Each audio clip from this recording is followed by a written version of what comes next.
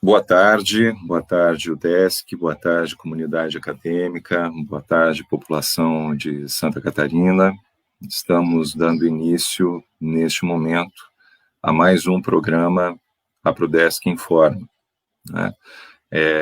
Havíamos divulgado hoje, como toda terça-feira, às 17 horas, temos um debate do interesse da comunidade acadêmica para saber o que está acontecendo na UDESC, o que está acontecendo no estado de Santa Catarina, nesse contexto de pandemia, nesse contexto em que há muitas dúvidas, muitas incertezas, inclusive em relação à situação, à saúde financeira, digamos assim, do governo do estado de Santa Catarina e, claro, da nossa universidade, na medida em que, quando se iniciou esse processo de pandemia, se fez uma previsão bastante pessimista do que aconteceria com a economia catarinense, que já vinha num processo mundial de recessão, de estagnação, e que com a pandemia isso seria ainda mais grave, e que acabou justificando medidas de emergência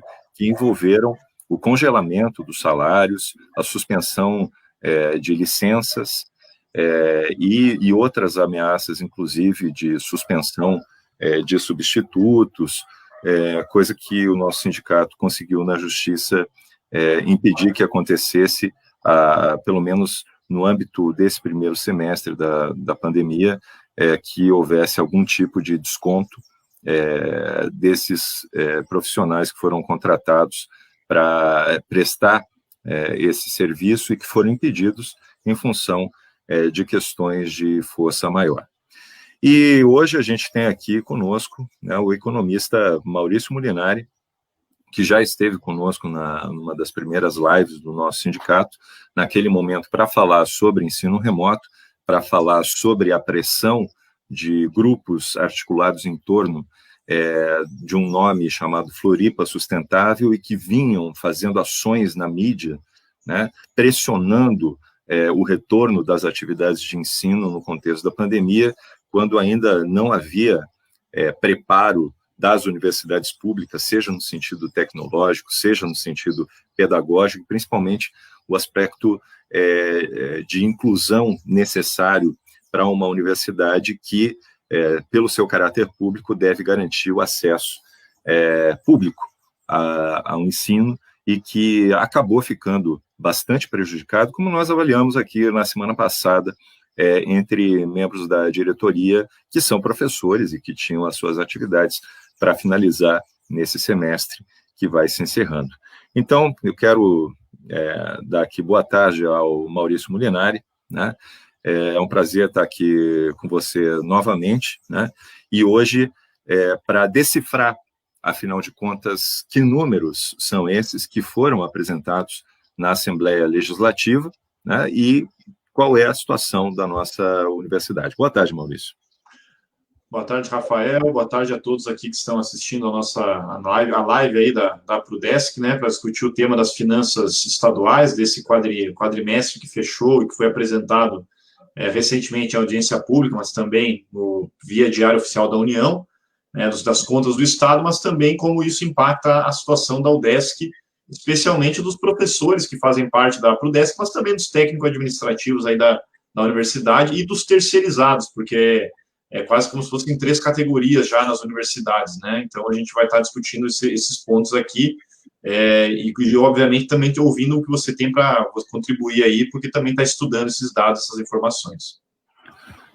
A nossa experiência como dirigente sindical, ela envolve conhecer um pouco de como funciona o orçamento da universidade, a folha de pagamento, a questão da lei de responsabilidade fiscal, e que nos levou, no ano passado, lá na Assembleia Legislativa, em uma outra audiência pública, a discutir a situação da universidade diante da proposta de corte do percentual orçamentário por parte do governador, algo que as categorias em geral, né, do Judiciário, da própria Assembleia Legislativa, do Ministério Público, se articularam, né, nós também já tivemos uma live aqui com essas categorias que têm trabalham em instituições que têm esse percentual, para discutir como é que é a negociação sindical de cada uma delas, e a gente estava prevendo fazer a negociação salarial esse ano lá na Secretaria da Administração.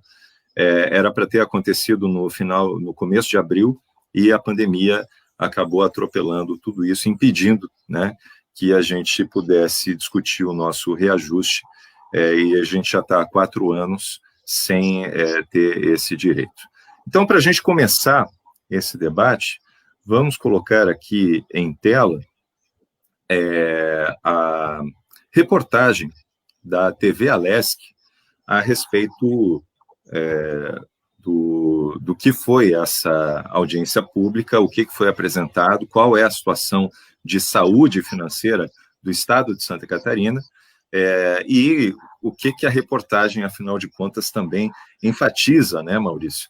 Quer dizer, de tanta coisa que poderia ser enfatizada, eles enfatizam alguns aspectos que nos parecem um pouco problemáticos. Aqui, então, é notícia da TV Alesc. Vocês estão ouvindo bem o som aí? Maurício? Eu sim, eu estou ouvindo bem. Perfeitamente. O secretário de Estado da Fazenda, Paulo Eli, e a secretária adjunta, Michele Roncalho, estiveram na Assembleia Legislativa para apresentar o relatório sobre a situação fiscal, orçamentária e financeira de Santa Catarina em meio à pandemia do novo coronavírus. Os representantes do governo trouxeram dados referentes aos 8 primeiros meses deste ano, desde janeiro até agosto. No quesito arrecadação de receitas próprias, como ICMS, IPVA e outras taxas, Santa Catarina foi, em 2020, o 8º estado brasileiro com maior perda, que chegou a 4,5% em relação ao mesmo período de 2019. Ainda assim, levando em conta todas as receitas e despesas, o estado registrou um superávit de 1 bilhão e 74 milhões de reais. Que esse superávit, ele foi possível graças à Lei Complementar 73 e também, especialmente, a questão da suspensão das dívidas no período de março até agosto, que é onde a gente pôde alocar, reservar recursos para a saúde.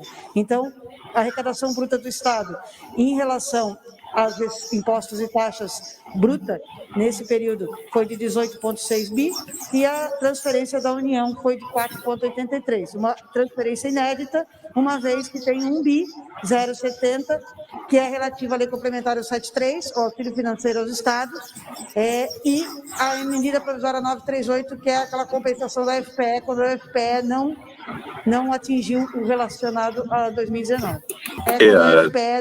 Nesse caso aqui, a gente percebe uma ênfase na ajuda dada pelo governo federal, né? E também seria bom a gente procurar entender desses 26 bilhões arrecadados pelo governo do estado, como é que sobra só 11 milhões para a receita líquida disponível, que é a base de cálculo sobre a qual é feito o orçamento da universidade, 2,49% sobre esses 11 bilhões que depois a gente vai ver. Então, esse 1 bilhão realmente fez muita diferença nas contas do Estado, Maurício? Bom, primeiro, Rafael, só antes eu queria ressaltar essa perenização da ideologia do superávit, né? Que o que conduz toda a discussão em meio a uma pandemia, em meio a uma crise econômica sem perspectivas de se encerrar, a gente vê o reforço dessa ideologia sistemática de que é necessário fazer superávit sobre superávit, e a gente sabe que o superávit, e que já tem relação com a tua pergunta sobre por que essa diferença entre a receita bruta e a receita líquida, o superávit ele é uma forma única e exclusivamente de garantir a responsabilidade com o pagamento da dívida pública, né, com o sequestro dos recursos que viriam para áreas públicas, as mais variadas áreas públicas, e o direcionamento disso para o sistema financeiro, que é o credor de última instância do Estado brasileiro. Então, o primeiro ponto é que, como mesmo em meio a uma dinâmica de crise, uma crise sem precedentes e sem perspectiva de se encerrar, se reforça a ideologia do superávit para pagar os banqueiros, para pagar o grande monopólio privado capitalista, né, que sequestra o orçamento público já desde da estruturação do sistema da dívida pública em 1994, na forma moderna como ele está colocada, e que sistematicamente vai abocanhando parcelas do setor público por meio desse mecanismo. Então, essa diferença também entre receita bruta e receita líquida está assentada sobre aquilo que é reservado para o pagamento dessa dívida. Então, o primeiro aspecto que eu queria ressaltar aqui é essa perenização da ideologia do superávit, que é aquilo que se tem algo de sagrado na nossa República Brasileira, né, dentro do estado catarinense, do município de Florianópolis e todos os municípios da nossa cidade, é a austeridade permanente que se dá primeiro pela dinâmica do superávit fiscal constante, né, que sequestra o orçamento público. Então, o primeiro ponto é esse, e esse não é um ponto secundário, porque é o sistema da dívida pública, Rafael, que vem sucessivamente retirando recursos públicos brasileiros, né, ano após ano, e no caso, por exemplo, da Previdência, foi o que sustentou, inclusive, a ideologia de que era necessário fazer uma contra-reforma da Previdência nos últimos anos, que agora está impactando nos estados, na União. Esse ano teve uma discussão muito grande em torno da própria reforma da Previdência. Por quê? Porque vai se sequestrando o orçamento via desvinculações das receitas da União, que é outra maneira de sequestrar recurso público para alimentar o sistema da dívida, que ela é pública, mas em última instância os seus credores são privados, é o sistema financeiro privado, fundos de pensão, conjunto de mecanismos do sistema financeiro. Então, e inclusive essa reforma da Previdência também teve articulada com essa dinâmica, porque se faz a contra-reforma da Previdência, que impõe a discussão no estado de Santa Catarina, exatamente porque se sequestrou desde 1994, sucessivamente, o orçamento que deveria ir constitucionalmente para o Fundo Público da Previdência Social, né? Não apenas da Previdência Social, mas de toda a Seguridade Social, Previdência, assistência e saúde. E também, obviamente, o que vai sendo sequestrado da educação como um todo, em todos os níveis, federal, né, municipal e estadual. Então, a gente está diante do primeiro aspecto, que é essa eternização. E mesmo em meio a uma crise pandêmica, a gente vê a perenização da dinâmica do ajuste para fazer frente ao sistema da dívida pública, que continua operando.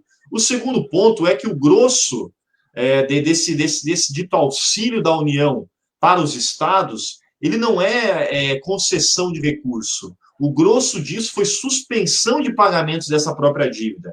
Então, não é que o Estado de Santa Catarina recebeu um recurso a fundo perdido e que está investindo esse recurso no combate à pandemia.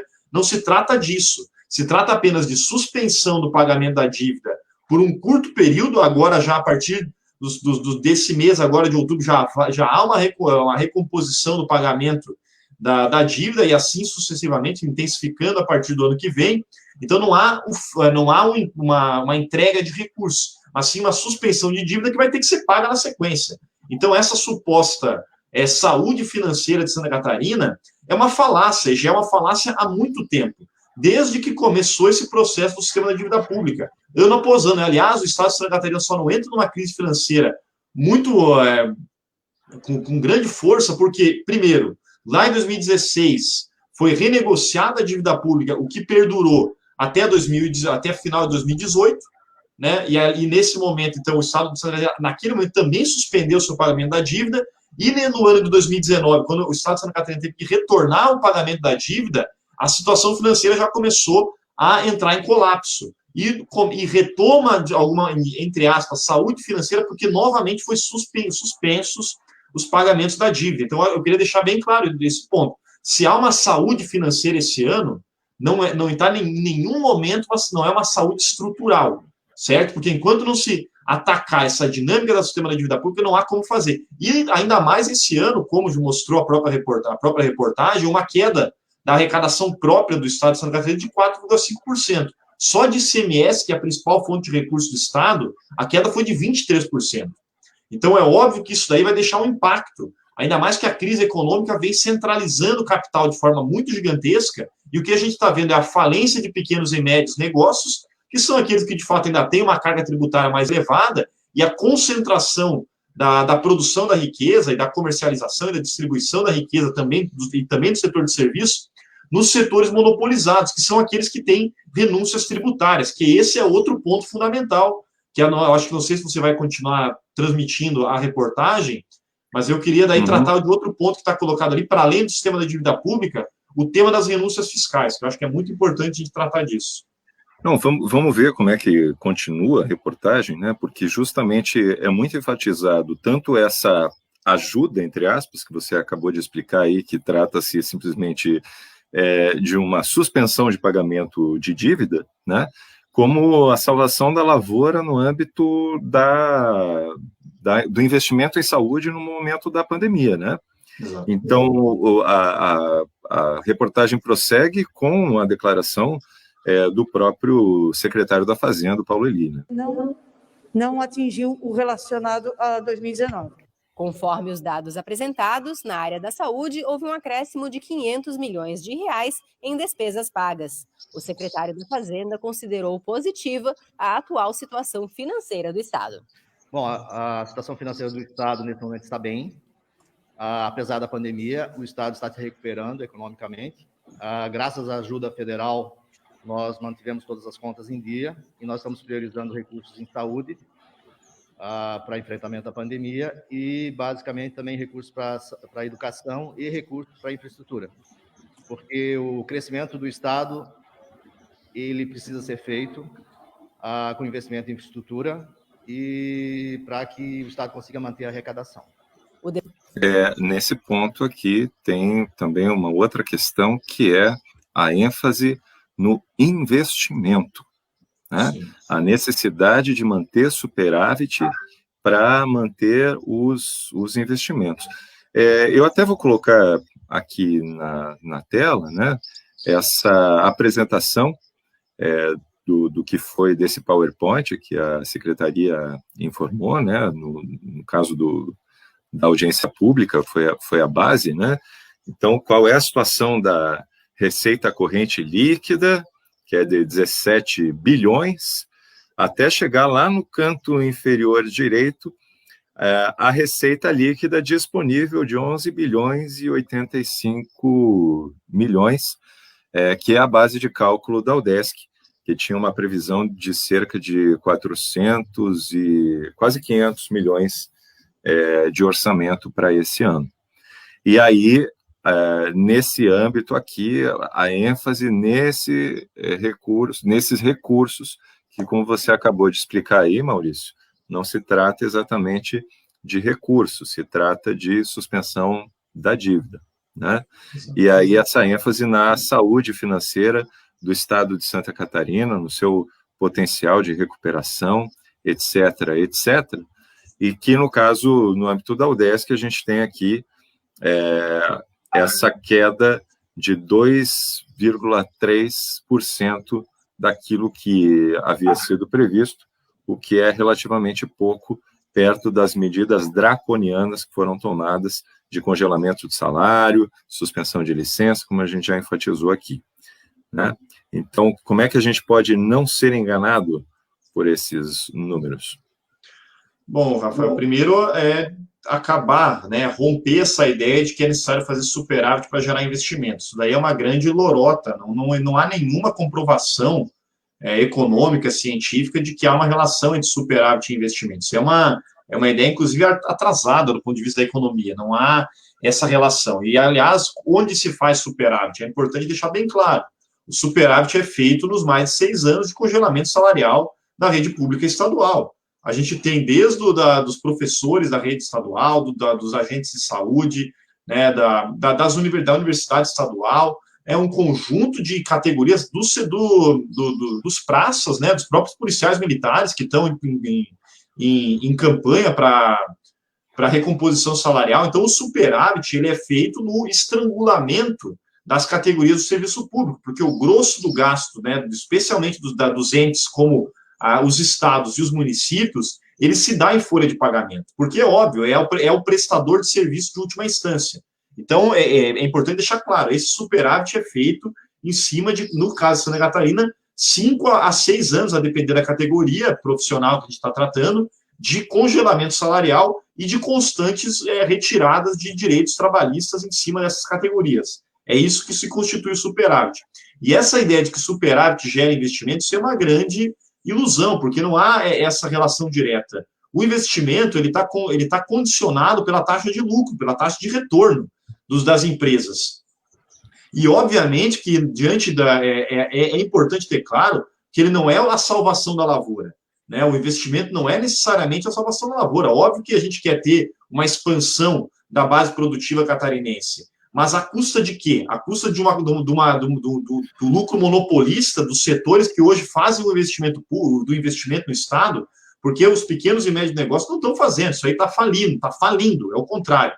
E os investimentos que estão sendo feitos em Santa Catarina são investimentos quase que exclusivamente, especialmente no momento de crise, de fusões e aquisições, que são as grandes empresas adquirindo pequenas empresas. Isso entra como investimento, mas não há nenhuma expansão de base produtiva, geração de emprego, pelo contrário, porque as grandes empresas, quando absorvem pequenas empresas, elas introduzem novos métodos produtivos, novos métodos de gestão de mão de obra. E esses métodos de gestão de mão de obra, obviamente, eles vão ampliando aquela ideia do fazer mais com menos, ou seja, menos trabalhadores fazendo mais, o que reflete no adoecimento da força de trabalho catarinense, o que reflete na amplificação da busca por benefícios da Seguridade Social, porque quando os trabalhadores adoecem, isso também reverte. Então, é uma relação muito equivocada de ser feito, né? Primeiro ponto, eu queria colocar isso. Não há relação nenhuma entre superávit e investimento, e, de outro lado, não necessariamente todo tipo de investimento é um investimento de expansão produtiva, geração de emprego. Pelo contrário. E aí está o tema das renúncias fiscais para mostrar isso muito claramente, porque é o mesmo discurso. São renunciados 5,5 bilhões ao ano, e, aliás, é muito mais do que esse 1,07 bilhões de um suposto auxílio, que a grande parte dele é suspensão de pagamento. Então, se fosse precisar buscar recurso para enfrentar o tema da saúde pública em meio à pandemia, que se buscasse nas renúncias fiscais, onde se renunciam 5,5 bilhões ao ano, sob desculpa de geração de investimento e emprego, e não há nenhuma comprovação que esses empresários, que são apenas 14 mil, que recebem esses benefícios, num universo de mais de 800 mil empresas, que eles de fato gerem emprego. O grosso disso não gera emprego. Pelo contrário, os 3 setores que recebem 73% dessa renúncia fiscal de 5,5 bilhões ao ano são agroindústria, indústria têxtil e o setor de operações de importação e exportação, as chamadas trading companies. Todos os 3 setores estão reduzindo o seu nível de contratação nos últimos anos, em função da dinâmica da crise e da forma como introduzem novas formas de contratação de força de trabalho, inclusive se aproveitando da contra-reforma trabalhista, que permitiu a esses setores intensificar a utilização da força de trabalho. Então, a gente está vendo aí ampliação de jornada de trabalho, redução de períodos de interjornada, como períodos de almoço e outras. Tudo isso vai nesse pacote que rompe esse nexo entre superávit e investimento. E outro dado que eu queria colocar aqui, essa ideia de que, apesar da pandemia, a situação financeira da nossa economia está muito bem, que o secretário Paulo Eli coloca, oculta uma informação muito importante, que Santa Catarina, nesse ano, se supostamente vai gastar em torno de 500 milhões no combate à pandemia, esse ano vai gastar em torno de mais de 600 milhões de reais com o pagamento de uma dívida privada, porque se a dívida com o setor público, com a União, né, do sistema da dívida pública, ela está suspensa, a dívida com a banca privada em nenhum momento está suspensa, porque banco nunca para de cobrar dívida. É óbvio, né? O banco privado não para de cobrar dívida. E o Bank of America, que é um banco onde Santa Catarina pegou empréstimo já há alguns anos, está executando algumas parcelas dessa dívida nesse ano. A primeira parcela foi paga em junho, 306 milhões de reais, que é o que está também na exposição do Paulo Eli, mas que a matéria simplesmente não fala. Até porque a exposição do Paulo Eli, ele fala isso em questão de quase microsegundo, né? Ele fala que tem essa dívida. E tem uma nova parcela para ser paga agora em dezembro, uma nova parcela também de 306 milhões de reais. Né? Claro, pode ter alguma variação, outra, porque é cotado em dólar essa dívida, porque são parcelas de 55 milhões de dólares. E o câmbio está nessa... Oi. Se me permite, né, se o orçamento anual da UDESC é 496 milhões, então, digamos que o governo do estado de Santa Catarina está pagando uma UDESC, né? O orçamento anual da UDESC nesse momento, né?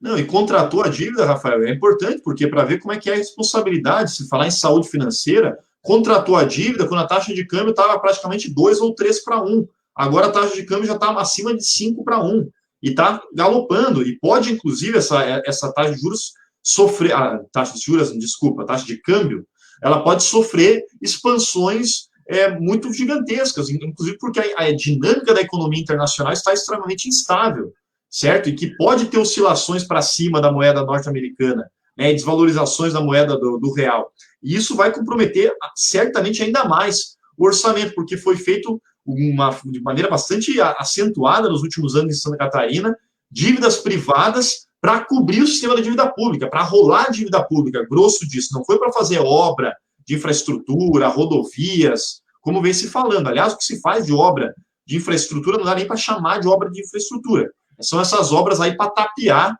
né, a decadência infraestrutural, que é botar uma tintazinha bonita em cima de uma estrutura caindo aos pedaços, que é o que se faz especialmente em ano eleitoral, né? Aqui nós, em Florianópolis, sabemos muito bem o que é isso, é só ver o que o Jean Loureiro fez na cidade, né? Não é obra infraestrutural, é pegar uma estrutura decadente e botar uma tinta em cima, né, arrumar um ferrinho que está exposto, mas a infraestrutura estadual está decadente. O que se pega... E, no caso, isso seria considerado investimento, né? Porque me chama a atenção, nesse documento aqui, um destaque que foi feito lá na Assembleia Legislativa, né? Na apresentação dos dados da Secretaria da Fazenda, colocando ali que a meta é diminuir a despesa de pessoal do Poder Executivo, e a UDESC entra dentro da folha geral do Poder Executivo, né, para 40% da receita corrente líquida, né?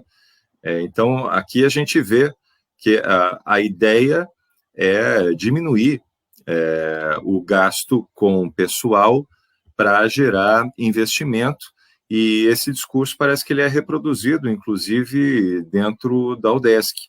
Por quê? Porque há uma pressão da Secretaria da Administração para que isso seja feito. Diminui a folha de pagamento para aumentar o investimento. O pró-reitor de planejamento, Márcio Metz, na reunião que fez conosco, do sindicato, ele falou que o pessoal fica feliz, porque custeio é dinheiro que vai pelo ralo dentro dessa concepção, quando, na verdade, o custeio é da onde se tira as bolsas, né, para os estudantes, inclusive nesse momento emergencial. O custeio é que financia também, no caso, o pagamento das empresas e do pessoal terceirizado dentro da universidade, né? E, portanto, não é a intenção diminuir a folha de pagamento dos professores para aumentar a quantidade de bolsas ou o salário dos terceirizados, mas sim para fazer aquisições de patrimônio e outros tipos de investimento. E esse discurso a gente vê tanto no nível federal quanto no nível estadual e até mesmo dentro da nossa universidade. Não, e, Rafael, inclusive, o vice-reitor da UDESC esteve na audiência pública, e há uma incorporação, né, inclusive, do discurso e da lógica do setor privado dentro dos entes públicos, e ele expressou isso claramente. A gente pode colocar aqui, inclusive, né? Pode ser, claro, se tiver aí. Já está no ponto aqui, né, a fala do professor Luiz Antônio Coelho. Os presentes. Muito bem, nós na universidade estamos seguindo à risca o corte no custeio, que foi determinado pelo grupo gestor, né? Em todos os meses nós atingimos aí as metas determinadas, de ao redor de 40% a 30% de corte de custeio. Os senhores puderam acompanhar, né, que a nossa universidade foi uma das primeiras das universidades públicas a retomar o ensino de graduação, o ensino de pós-graduação, de modo simultâneo. Nós fizemos aproximadamente 70 ações de extensão junto à comunidade, muitas focadas em projetos de impressão de face shields para a Secretaria da Saúde, Trabalhamos juntos com a Defesa Civil, fazendo álcool gel para distribuição em hospitais e postos de atendimento de saúde. Criamos protocolos, que inclusive alguns de saúde estão sendo utilizados, né? Conseguimos passar por esse período bastante turbulento, que os senhores podem imaginar, de uma universidade que funcionava essencialmente de modo presencial. Teve que fazer uma migração muito rápida para um modo digital, né? Onde muitos dos nossos alunos eles não tinham acesso à internet. Nós tivemos que viabilizar programas para que eles possam hoje ter acesso às aulas. Podemos afirmar com bastante segurança que terminamos já o semestre da pós. O da graduação termina agora nesse próximo sábado. Estamos prontos para voltar aí para o segundo semestre da graduação. Tivemos um vestibular feito para uma grande amplitude, aí, especialmente de pessoas que fizeram em escolas públicas, né? Não cobramos nenhuma taxa de vestibular. Tivemos uma das melhores buscas de relação candidato-vaga nesse vestibular de inverno, que estaremos divulgando o resultado nos próximos dias. Queremos dizer a todos vocês que também temos aqui a nossa lei de responsabilidade fiscal da universidade.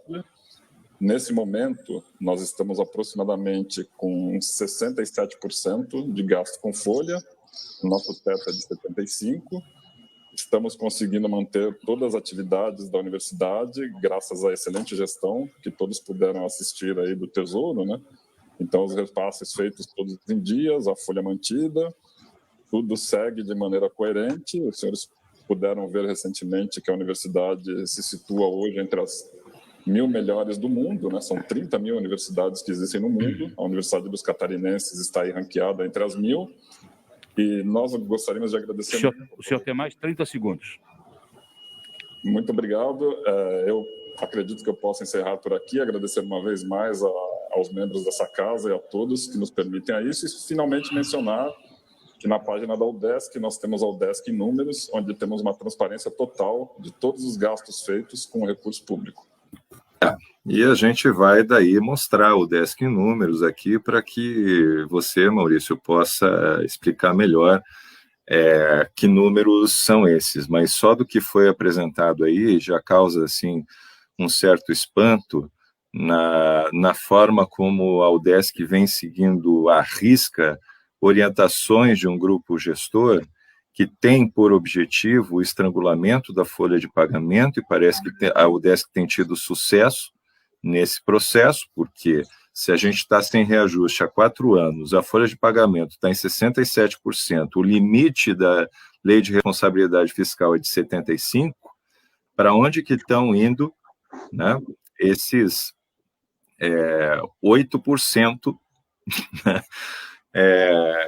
que estaria dentro desse limite, sem falar, claro, nesse outro aspecto, que é o aspecto da economia do custeio, que ele enfatizou bem, além da retomada das atividades da UDESC. A gente sabe aqui na Prudesc como é que foi esse processo, e você discutiu isso com a gente aqui no começo da pandemia, mas o que isso vai impactar depois que esses novos alunos entrarem no vestibular, sendo que muitos acabaram abandonando, trancando ou abandonando simplesmente as disciplinas, porque também não vai ter nenhuma consequência, né, de cancelamento, de nada, e que depois, com a volta do processo presencial, que a gente imagina que vai haver algum momento, vão ocupar a universidade, né, e vão querer se matricular dentro das disciplinas que não fizeram e havendo novas turmas que ainda vão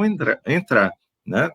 Então, qual que vai ser a estrutura que a universidade vai ter para oferecer, se esse prédio da Oi, que foi comprado e não foi ainda efetuada essa compra, porque a Oi não apresentou a documentação necessária, né? A gente já discutiu também isso aqui numa outra live, fica difícil a gente imaginar como que isso tudo vai poder acontecer. Quer dizer, vão criar novas salas ali para abrir outras turmas e contratar mais professores para dar conta dessa demanda excedente de matrículas. Quer dizer, seria necessário continuar da forma como foi continuado, sem saber, afinal de contas, quando que o calendário acadêmico vai, inclusive, se equilibrar novamente, porque a pós-graduação está desincronizada com a graduação, enfim, e ainda se abre mais vestibular no meio disso tudo, né, obedecendo a quais interesses? O interesse que você já falou aqui, o interesse dos cursinhos, né, o interesse que pode prejudicar os próprios estudantes ingressantes, porque eles também, se ingressarem nesse contexto de pandemia, como vão ingressar, dia 3 de novembro vão abrir novas turmas, e aí eles também vão precisar de auxílio emergencial, também vão precisar de condições de computador, e isso tudo está bastante nebuloso. Mas, enfim, fazendo apenas uma avaliação da fala do vice-reitor, para que você possa interpretar esses números, Maurício. Não, Rafael, primeiro que a gente tem aí os dados dos gastos da UDESC, e o caso da UDESC é muito paradigmático, porque a UDESC, ela está antecipando, na verdade, não é aquelas direções, né, de entes públicos que dizem, não posso dar o reajuste, tem que cortar vagas, não posso abrir concurso público, porque estou estrangulado pelo teto da lei de responsabilidade fiscal. É o contrário, né? Isso desde 2012, porque eu peguei os dados aqui, inclusive já para uma atividade que eu fiz lá no início do ano com os sindicatos dos trabalhadores, né, dos técnicos administrativos da UDESC, o Sintudesc, e a gente vê que há um esforço recorrente de implementar uma austeridade redobrada dentro da UDESC. E onde que essa austeridade está se dando? Com maior intensidade, especialmente a partir de 2016. Desde 2012, especialmente a partir de 2016, e que, obviamente, se intensificou nesse ano de pandemia. Né? O corte, né? O que vem caindo enquanto despesa, né, dentro da UDESC? A despesa com os vencimentos, salários dos professores efetivos, que é a forma de não repor os professores que se aposentam por novos concursos públicos, a redução no gasto com trabalhadores terceirizados, especialmente a limpeza e vigilância, o que se acentuou em 2016, 2017, com maior força, também por conta da própria destruição das leis trabalhistas aprovadas em 2017, ainda no governo de Michel Temer, mas já há bastante tempo anteriormente, certo? E, de outro lado, o gasto que expande na UDESC é o gasto com professores substitutos. Então, a gente vê um esforço, né, da gestão da UDESC desde 2012, que se intensifica em 2016 em diante, e que se acentua ainda mais agora no ano de pandemia, de constranger para além, inclusive, das necessidades, das exigências legais da Lei de Responsabilidade Fiscal. Lembrando que a Lei de Responsabilidade Fiscal, para quem ainda não apreendeu o sentido dela, é uma lei que obriga os entes públicos brasileiros, de todas as instâncias, a fazerem o dito superávit fiscal, né, limitarem o seu gasto com folha de pagamento, com pessoal, a determinados patamares, justamente porque se faz economia em cima do salário dos servidores públicos, e a gente tem uma reforma administrativa na pauta, né, colocada pelo governo Bolsonaro, que só vem para intensificar esse quadro. Então, a gente tem, o primeiro ponto é isso, né, quando essa fala do vice-reitor dizendo que estão seguindo à risca o corte nos gastos de custeio entre 30% e 40%, não é qualquer coisa. Não é qualquer coisa, é muita coisa. É um choque muito drástico, porque tem uma ideia muito, muito senso comum e muito ilusória de que você cortar gasto de custeio, tranquilo, corta um ano que depois não tem problema. Tem um problema sério, porque cortar gasto de custeio é aquele gasto que vai sendo colocado para o próprio funcionamento da máquina pública. É o próprio funcionamento, é pagamento de salário, são obras de infraestrutura, é a manutenção das bolsas, tudo aquilo que envolve, no caso da universidade. Então, se você corta isso, se o ente público corta de 30% a 40% num ano, não é apenas no ano seguinte, recuperou a economia, acabou a pandemia, essa ilusão, porque eu não avalio que isso vai acontecer no ano que vem, e nem no próximo. Talvez a gente vai encarar uma década aí de severa crise financeira e das taxas de lucro dos grandes empresários, por isso que eles vão avançar contra os direitos trabalhistas e sociais. Então, a gente tem esse corte de custeio de 30% a 40%, é um prejuízo inestimável para o próprio desenvolvimento das atividades de uma universidade, para o desenvolvimento das atividades de uma escola municipal, por exemplo, uma escola estadual, os desenvolvimentos das atividades na rede de saúde, por exemplo. não é apenas cortar custeio e depois recupera. Não, cortar custeio é a destruição da dinâmica estrutural de uma entidade.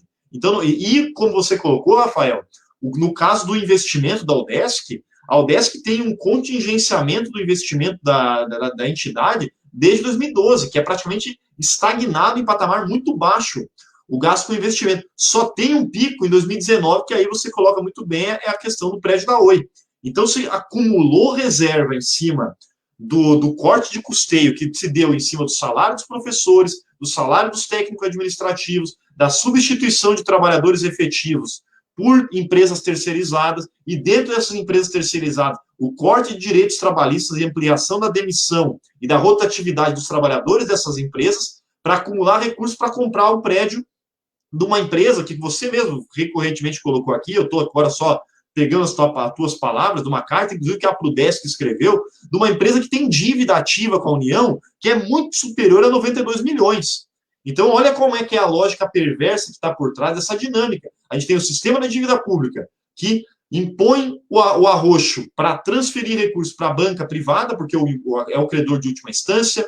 A gente tem a desoneração fiscal, né? Aqui no caso de Santa Catarina, dá 5,5 bilhões ao ano, que corresponde a 25% do orçamento potencial, que também sequestra recurso e amplifica a austeridade.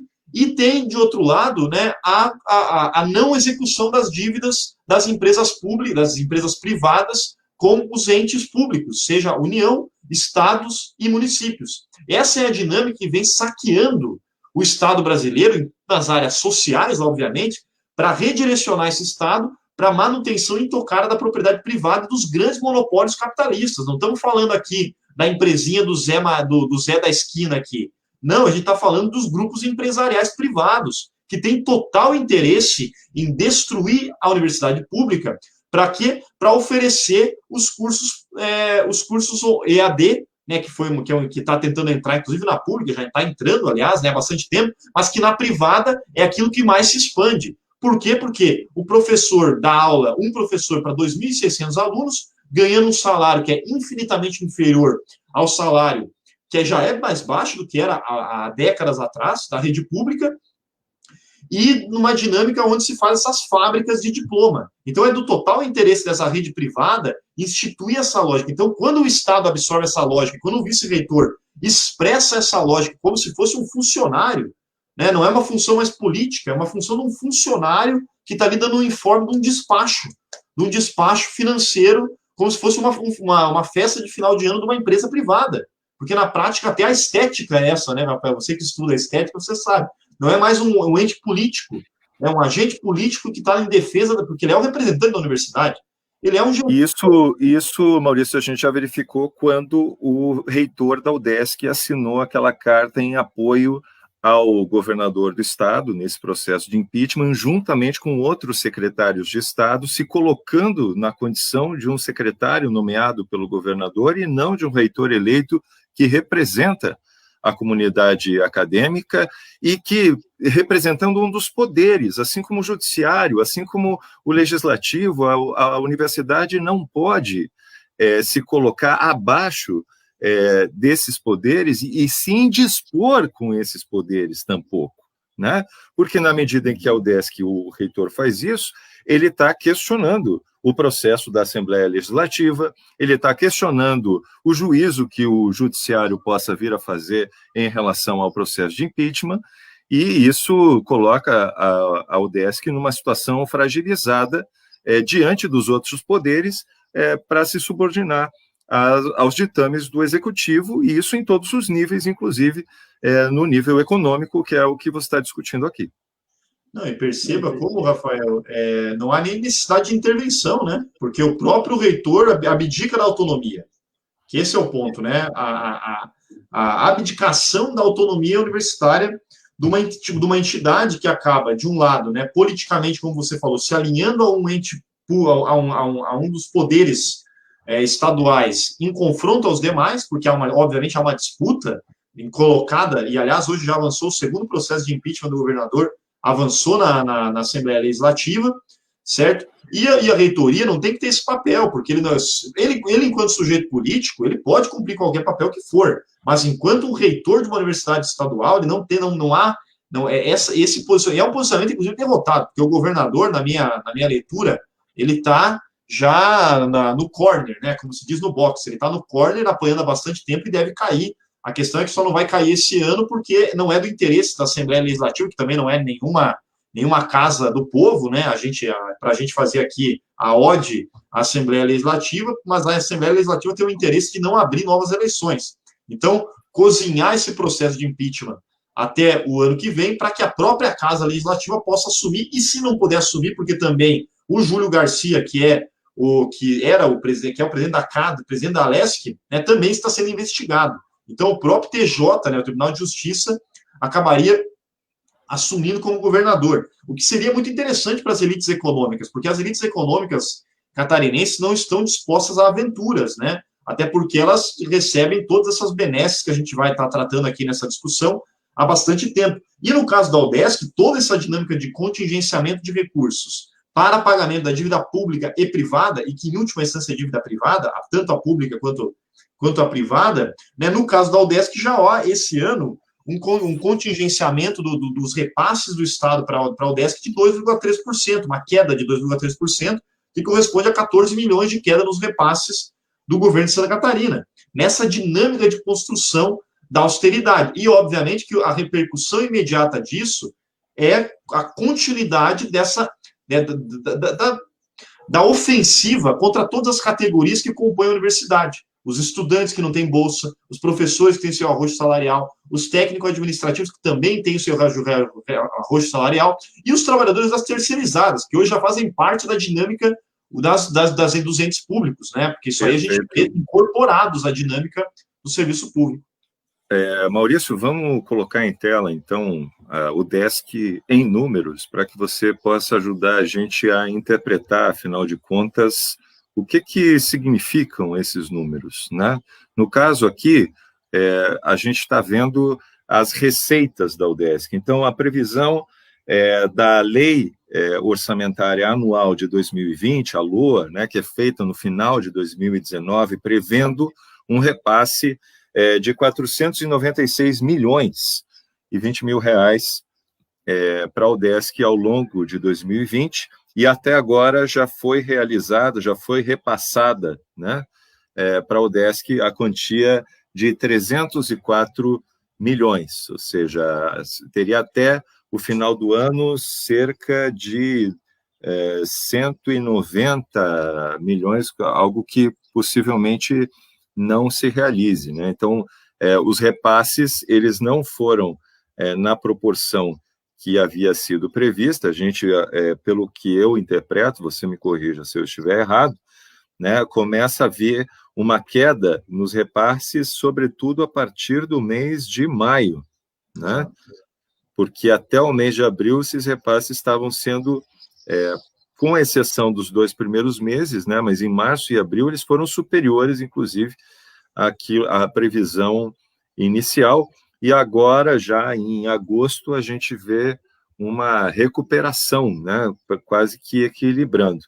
Então, a gente vê isso no âmbito da receita, né, no âmbito dos repasses, que foi elogiado, inclusive, pelo vice-reitor, que o governo tem feito os repasses e, com isso, tem garantido o pagamento da folha. E aí a gente vê aqui, na guia de pessoal em encargos sociais, que está carregando ali, um comparativo entre o que foi gasto com folha de pagamento na UDESC no ano passado, né, e o que vem sendo gasto esse ano, né? E a gente percebe que houve um ligeiro aumento ali em fevereiro, mas que desde maio que caiu um pouquinho em relação ao ano passado o gasto com folha de pagamento. Então, continua havendo uma economia de folha de pagamento, e quem é chefe de departamento sabe que há uma pressão da Pró-Reitoria de Ensino pela diminuição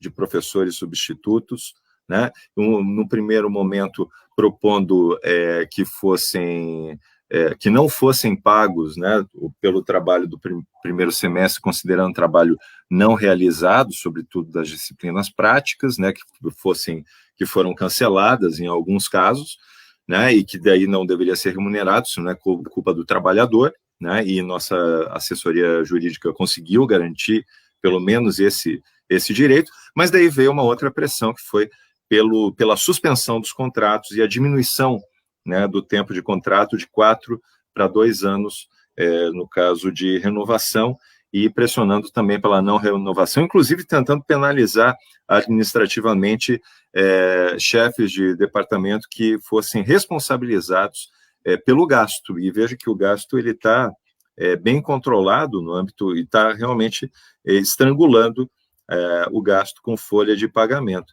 Mas nesse âmbito aqui das despesas correntes, né, que é o custeio, que é o gasto desde com folha de papel, luz, água, terceirizados, bolsas de auxílio, né, que é a questão do auxílio emergencial de conexão para os estudantes de R$80, e o aumento do valor da bolsa para R$450, veja que isso impactou, não impactou no gasto de custeio, ele continua bem abaixo, no caso desse último mês, cerca de 2 milhões abaixo do que era o gasto de custeio do ano passado, de 2018, que é ali a coluna verde, né, em relação à coluna laranja, que é a coluna desse ano.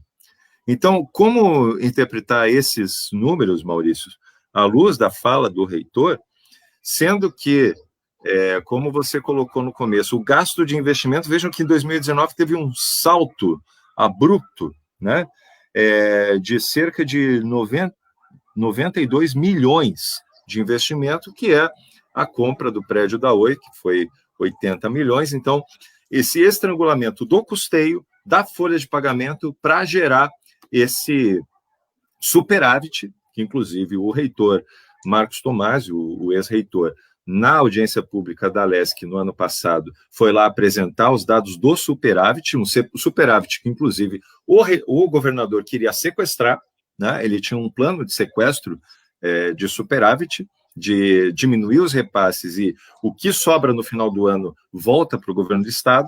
Isso foi negociado de alguma maneira nesse processo da compra do prédio da Oi. Então, se você quiser voltar em algum gráfico, só apresentando esses dados de uma maneira bastante resumida a partir da nossa conversa. Não, porque eu diria que esses três gráficos que você coloca, Rafael, né? Primeiro, os 4, né? O primeiro da receita é isso que a gente colocou, né? Esse contingenciamento já de 2,3% nos repasses, e que não necessariamente param por aí, porque a gente tem mais alguns meses até o final do ano, e podem haver novos cortes, até porque a reitoria da UDESC ela tá pedindo, né? Como ela está economizando muito, e ela está economizando sistematicamente, então ela tá abrindo a perspectiva para o governo do estado dizer, então vocês não precisam de recurso, então eu posso cortar. Essa é a lógica. A reitoria economiza e ela abre a perspectiva. Na dinâmica de um estrangulamento orçamentário, é óbvio que fica muito mais fácil para o governo, né, inclusive do ponto de vista político, né, com uma reitoria que é seu braço auxiliar, implementar mais contingenciamentos. Então, do ponto de vista da receita, é isso que ocorre. Mas, do ponto de vista da despesa, a questão é muito mais grave, porque, quer dizer, não dá para hierarquizar, tudo é grave nessa questão, mas o tema da despesa, primeiro, com o pessoal, né, a despesa com gasto com o pessoal em cargos sociais. O que a gente vê? Uma suposta estagnação, mas que não considera a perda inflacionária, que é o que está acontecendo já há 5 anos, e não é só na categoria dos professores, dos técnicos da UDESC, em absolutamente todo o serviço público nacional, federal, estadual e municipal, cada um com a sua particularidade, mas é generalizado, acabando, o que dá uma perda, se a gente for considerar a inflação dos últimos 6 anos, dá uma perda de mais de entre 40% e 50% do salário dos trabalhadores.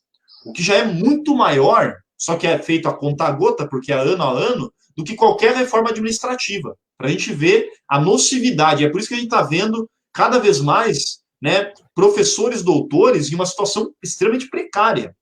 precária, morando em kitnets, não conseguindo ter acesso à casa própria, tudo aquilo que era digamos assim, o padrão de vida de um professor doutor de uma universidade pública, que era ter uma casa própria, era ter a constituir uma família, né? Dava até um certo conservadorismo para alguns, né? Mas agora a gente vê uma precarização muito grande das condições de vida de todas as instâncias do serviço público, que pega cada uma com a sua característica. E isso se dá pelo congelamento e pelas reestruturações produtivas, né? Os novos concursos públicos que sempre, mesmo quando abrem, são em piores condições do que aqueles que haviam anteriormente. Então, essa é a primeira dinâmica que aparece no gasto com pessoal e encargos sociais. E outra, né, com encargos sociais aqui que a gente coloca, cada vez mais não vai ser incorporado na aposentadoria futura, porque as reformas da Previdência estão sendo tocadas desde a década de 90. E nisso aí todos os governos se equivalem, porque todos fizeram. Né? Não há governo especial nesse caso. No caso da despesa corrente, aí é onde pega a maior crueldade, porque daí é a rotatividade tremenda dos terceirizados, corte de bolsas, que é, digamos assim, aquelas categorias com menor capacidade de organização, Rafael. Por isso a importância do sindicato. Tem gente aí que fala que o sindicato acabou, etc, etc. Se não fosse sindicato, os professores da UDESC estariam na condição dos terceirizados, que tem uma organização sindical extremamente débil, ou dos próprios estudantes, que estão em meio ao movimento estudantil, que também é extremamente débil do ponto de vista organizativo, né, que não consegue fazer frente às discussões nacionais em torno de corte de bolsa ou locais. Então, aqui no caso da UDESC, ainda chama atenção pelo fato de que não há uma associação de pós-graduandos na UDESC, ó, diferente da UFSC, né? Claro, que é pior ainda, né? Porque nem isso a gente pode, porque a associação de pós-graduandos, porque é aquela coisa, né? As coalizões são a única maneira de enfrentar essa dinâmica liberal de avanço incessante da concorrência, que é isso que o capital adora, né? A concorrência. Porque ele, ao concorrer, é a guerra de todos contra todos, e quem sai soberano é aquele que detém o monopólio da produção da riqueza. Certo? Então, as associações, as coalizões, os sindicatos, né, obviamente, enfrentando a questão concreta dos interesses da classe dominante, eles são peça fundamental para a gente enfrentar esse cenário que está colocado. Peça fundamental, não é secundária. E, por fim, a dinâmica do investimento é isso que a gente estava discutindo aqui. Dá para chamar de investimento a compra de um prédio que já está constituído, não há investimento aí. A transferência de recurso público para a empresa privada, não é investimento. Investimento seria, bem ou mal, você pegar e construir uma avenida nova. Envolve mais trabalhadores, né? E daí aí dentro da própria dinâmica desenvolvimentista, todo esse discurso que também está meio falido, porque nem isso mais faz, né?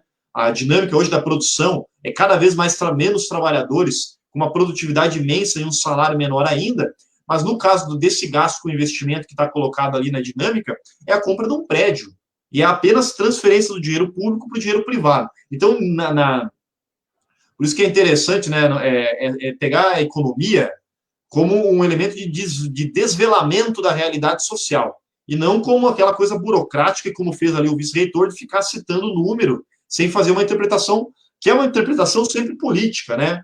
Da economia política, que é disso que se trata, o fundamental para a gente estar discutindo aqui. Então, a economia e os dados financeiros, eles vão revelando toda uma lógica, que é a lógica central, que é a lógica que vem destruindo as condições de trabalho, as condições de vida das amplas maiorias da população, do setor público e do setor privado, né, das camadas médias e das camadas mais empobrecidas. Não há nenhum privilegiado nesse quadro. Há, obviamente, uma disparidade histórica, até por questão de organização sindical, uma questão da própria incorporação das massas trabalhadoras no mercado de trabalho, mas, via de regra, todos os setores da classe trabalhadora, eles estão adentrando na vala comum do sofrimento e da destruição daquele mínimo patamar civilizatório que foi fruto das conquistas históricas, inclusive do movimento socialista, né?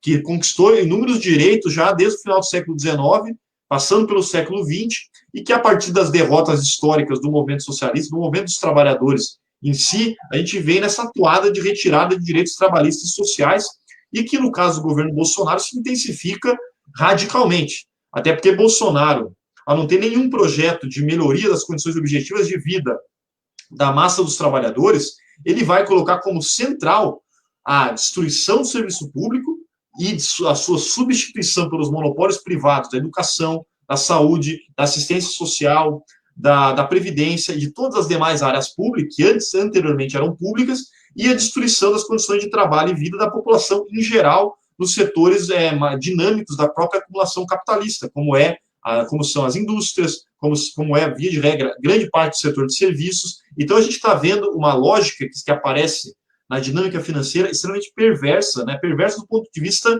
dos trabalhadores, porque do ponto de vista dos monopólios capitalistas que estão estruturados hoje e que abocanharam o Estado brasileiro, é uma lógica extremamente satisfatória, lucrativa e que deve, obviamente, causar sorrisos imensos, porque também até na alegria, na tristeza, atravessa uma questão muito clara de classe, que é o que define centralmente a sociedade capitalista moderna que a gente vive, Rafael. Olha, Maurício, já chegamos aqui a 1 hora de live. Eu acredito que você conseguiu nos ajudar bastante a decifrar o que está por trás desses números, né? Qual é a situação da economia catarinense, quem são os grupos que são privilegiados com políticas fiscais que impactam diretamente nos serviços públicos e na universidade, né? O modo como a gente vê a administração da reitoria obedecendo às imposições do grupo gestor no sentido de conter, estrangular o gasto com folha de pagamento, o gasto com custeio para gerar investimento, no caso, o pagamento desse prédio, né? Adotando políticas draconianas em nome da pandemia, no primeiro momento, mas que estão revelando dados que são assustadores, porque é um desvio de finalidade da universidade, né? E a universidade ajudando, quem sabe, o governo do Estado, no caso o Poder Executivo, a diminuir para 40% o gasto com folha de pagamento, sendo que a universidade tem autonomia de gastar até 75%, já que o básico do serviço prestado pela universidade é com pessoas, é com pessoal, é com professores, não é com obras, não é. Então, há todo um conjunto de desvios que levaria a universidade a fazer uma reflexão a respeito do seu papel dentro da sociedade e de quais são os recursos que são fundamentais e onde que eles devem ser investidos, que é principalmente nas pessoas, né? Então, eu quero te agradecer muito por ter feito essa brilhante exposição aqui para nós, né? Você que é economista, que não se deixa enganar pelos números, né? E que é candidato também a vereador nesse momento, e já respondendo, né, a outras questões, já houve outros candidatos que aqui apareceram, não na condição de candidatos, assim como você veio aqui como economista, né? Foi o caso do Messias, que é candidato a vereador pelo PCB, você é candidato a vereador pelo PSOL, o Cadu, o Carlos Eduardo, também na condição de vereador, veio aqui debater a situação do Covid-19 em Florianópolis, ele é candidato pelo PT, e todos aqueles que defendem a classe trabalhadora e se preocupam com o contexto da pandemia e a situação do governo do Estado, do governo do Brasil, diante do que representa para a classe trabalhadora essas medidas impostas pelo capital financeiro internacional, devem ter espaço, né, para apresentar, afinal de contas, a sua leitura da realidade e não usar como palanque eleitoral, porque não se trata disso. Quem quer conhecer as tuas propostas como vereador pode buscar na tua página, assim como em outras, e a gente pretende, né, eu pelo menos acho que seria importante que o movimento sindical aqui em Florianópolis fizesse um debate, né, a respeito disso, reunindo os candidatos, né, que defendem ou dizem que defendem a universidade, né, ou que se colocam comprometidos com a classe trabalhadora, para que assumam esses compromissos e apresentem a plataforma de campanha, que vai muito além das contas de Estado e vai também muito além da UDESC, já que se trata de uma eleição municipal, né, nesse momento. Então, agradeço muito e na próxima semana nós traremos aqui no Aprudesc Informa mais um debate do interesse da nossa comunidade, do interesse da UDESC, saber o que está acontecendo, né, quais são as ameaças, e por isso, né, ficamos por aqui. Muito obrigado, Maurício, e até uma próxima. Obrigado, Rafael, obrigado a todos que assistiram, e a gente sempre estará disponível aí para os debates das entidades que estão do lado dos trabalhadores, que o nosso compromisso é com a classe trabalhadora que está sendo tão agredida aí nas últimas décadas, né? É bastante grave o que tem acontecido. Então, obrigado, e estou à disposição para qualquer debate que for necessário, né? Que puder contribuir, obviamente, não é falar daquilo que a gente não sabe, mas daquilo que a gente pode contribuir. Obrigado. Perfeito.